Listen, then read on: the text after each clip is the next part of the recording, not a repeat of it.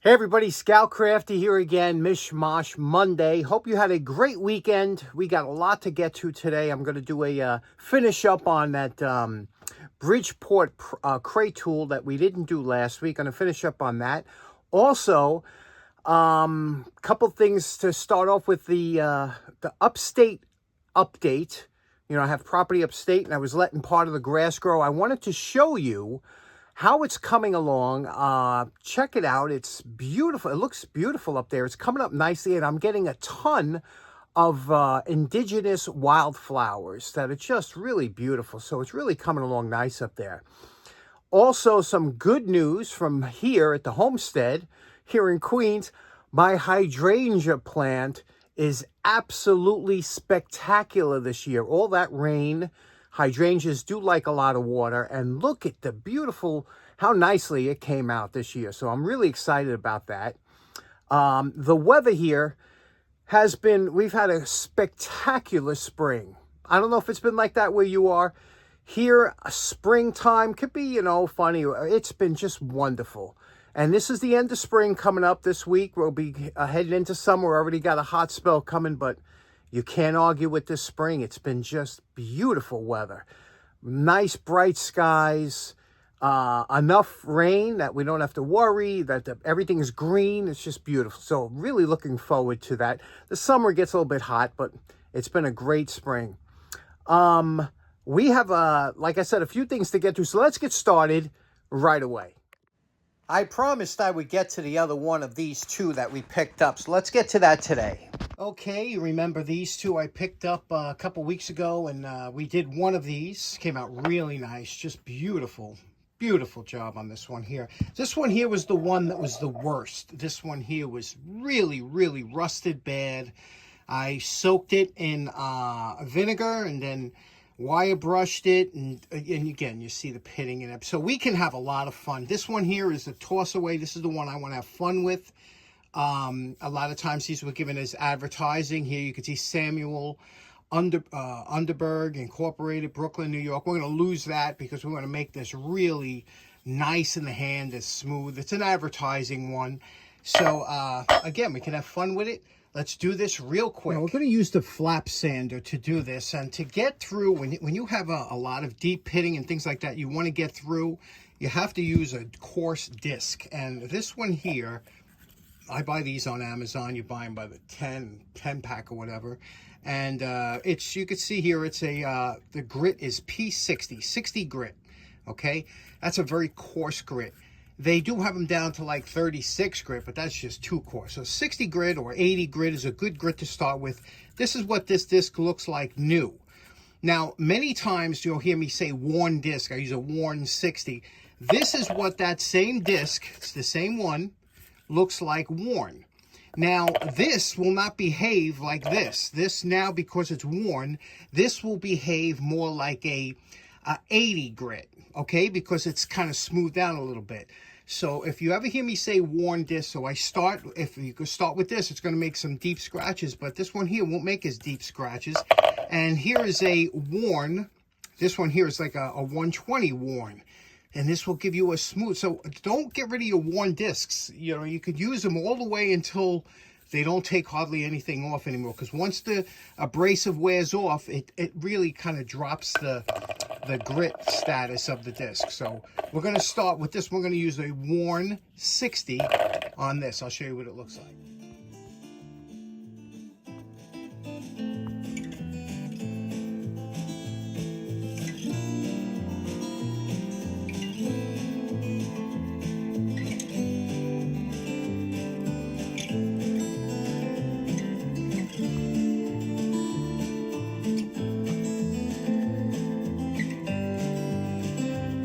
Okay, everything you see here was done with just this worn 60 disc, the worn, okay? And you can see now, you can see those minor scratches that we have. It looks good, but you can see the scratches that are embedded there. Now, to get those out, we're going to go with a worn 120 disc, do the same thing over. The second time goes quicker because the first time you're really getting all the pits. You got to go deep, you know, and now you notice, remember I was telling you, we took a little bit off here, a little bit off here. You see that leaves a sharp edge. All these edges now are sharp. But now we're going to go over the whole thing with the worn 120 disc and get rid of a lot of these scratches and also any of the edges that are sharp, and then we'll finish it off with the belt sander, polish it with the fiber wheel, and then polish it, and then this will be nice. It'll be beautiful. Let's do it. This is the worn 60. This is the worn 120. See the difference? It don't look like much, but those scratches, believe it or not, the smaller you get those scratches, the easier it is for the fiber wheel to take out, especially with hard steel like this. Now, I can't tell you how many times people ask me, they say, you know, when I'm putting a wheel, I got a 1/2-inch hole, it's a 1/2-inch arbor. Notice how it slops around. What do I do? Well, you just wrap it with a piece of, just cut a strip of paper like this, put a piece of tape on the end so it don't slip like this, and just wrap it around here. Wrap it around the shaft tightly, okay? Until you build up enough layers that this wheel fits firmly on here. So don't worry about, just keep wrapping it like this. Try it until you build up enough. Now, paper is very dense. So when it goes on here like this, that's very dense. When you put the wheel on and it's built up, you don't have to worry. It's going to settle in. So just paper. That's all you need. Once you built up the paper to the right thickness and this presses on, it doesn't have to be super snug, just enough to hold it. And then the washer will hold it here and it will squish it in. Don't go too crazy with the fiber wheel as far as hold. You just want it that it don't spin on the shaft. Now, when you first hook up a new fiber wheel, you're going to have a little vibration on the piece because it's not perfectly round. These things are made in a machine. The hole isn't perfect, so don't worry about it. It'll wear in.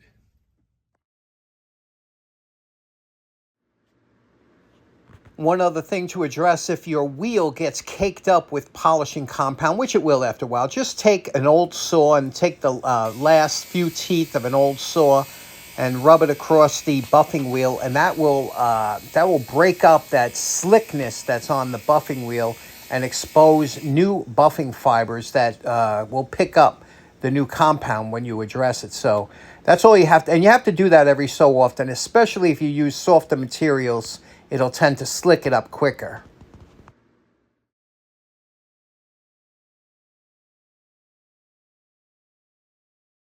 Now, you know my favorite part. Remember what these two Bridgeport crate tools look like before we started.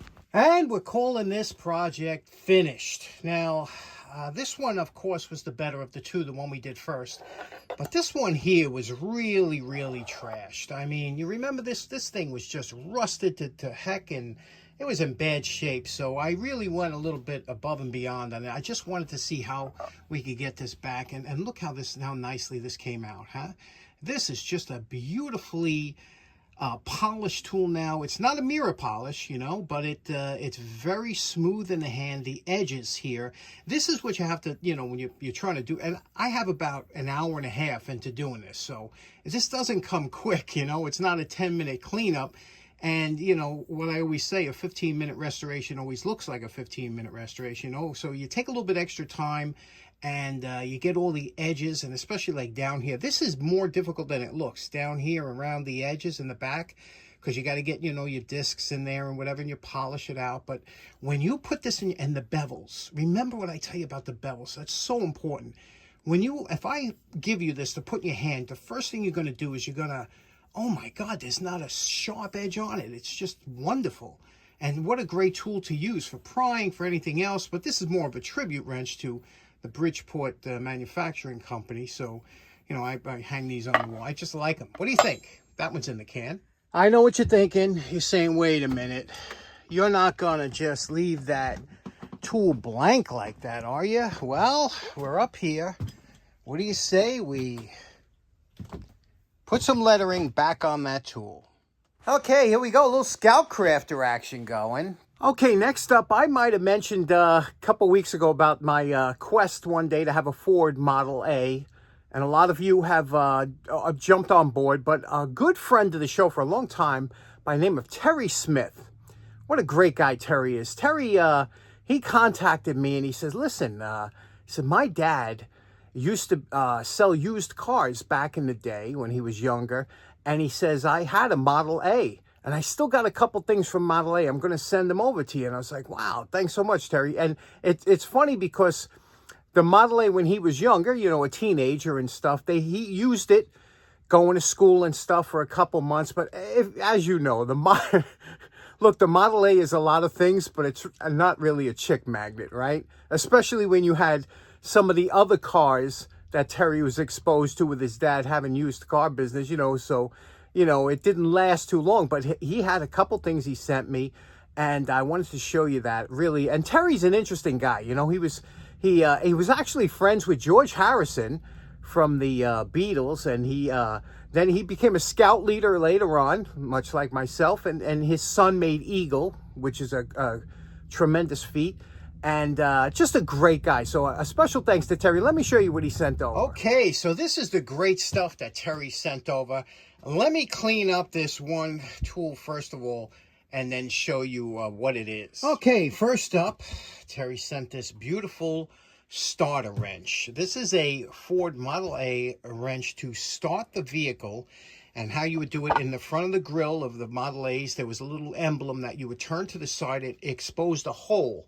You would put this through the hole into a little spur that would catch on these two nibs here, and you would turn over the engine if your battery died or whatever the case may be. So you had the option for manual start.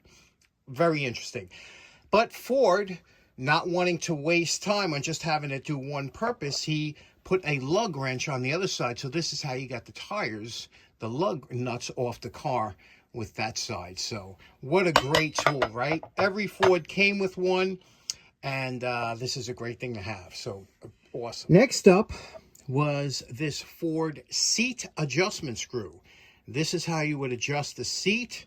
You could see it's got some square cut threads on here, and you would turn this to move, I guess, the seat up, forward and backwards. So I've never been in one, so interesting. Put that in the spare parts. And a Ford Model A instruction book, or what we commonly know today as an owner's manual. Look at how fantastic this is. This is original. It's 90 years old, and it is absolutely fun. Look at the beautiful drawings. This thing is super easy to understand. Everything, if you want to do your own, you got to remember something. When the Model A came out, half the country, or more, like probably 7/8 of the country, didn't have automobiles, so they never owned one before. This was their first introduction to one. You know, the Model T is what really brought everybody in, but the Model A was the next model he did that. And you could see here, like it even show you how the tires go onto the bead and the cutaways. Yeah, cutaways of everything. And so you could see how things worked and fix it yourself. Remember, there's very few garages open at the time. You had to maintain this vehicle and the Model T by yourself. So it had everything you need to know. This is just the owner's manual. Everything you need to know. Exploded view of and this is just, like I said, a small little manual, but it shows everything. It was so simple. Once you read this manual, you can see how everything works. Now, this might look complicated. Look, if I had to tell you we're going to take a transmission apart, you'd say, oh, forget it. I've seen videos of Ford Model A transmissions taken. It's a simple transmission. And something that everybody could do in your backyard or whatever. There's the shifting pattern. Just a beautiful book, isn't it? And look at that. There's how to operate it, and wonderful. And lastly, Terry threw in this book here because he was a scout leader. And this is, it's missing the cover, and it's missing the page that would show the date, but I believe this is a 1930 Boy Scout handbook. Absolutely fantastic. I have a bunch of older handbooks, and I'm telling you, if you read this handbook, it has everything you could possibly need to today. It's still, everything in this book still holds true today. And they obviously, all the merit badges, astronomy, the stars, everything about nature, everything about wildlife. That's what the Scouts are all about. Protectors of wildlife, where the trees, what trees grow where throughout the United States. There's just such a wealth of information in this book, well illustrated, everything you can imagine. I'm telling you, you could read through this. First aid, of course, is a big thing. And just a wonderful book that still holds up today. Of course, Morse code, semaphores, which we don't really use too much anymore. But that was something they had to learn back in the day. So I'm believing this is about 1930, this book. And it's funny how much of this still is applicable today, isn't it? Fire starting, cooking, just everything you would want to know. So if ever you come across tracking, if ever you come across an old Scout handbook at a flea market or something, they go cheap, or even on eBay, pick it up, look through it. I promise you, it is one of the best books you'll ever have. Like I said, Scouting was the best decision I ever made in my life to join. And thank you, Terry. This is awesome. Okay, so in closing, again, special thanks to Terry for the great stuff he sent over. And also, I've got a great show planned for Wednesday. Hope you can make it. Thanks so much for tuning in. Enjoy the rest of your week. We'll see you then. Take care now. Bye-bye.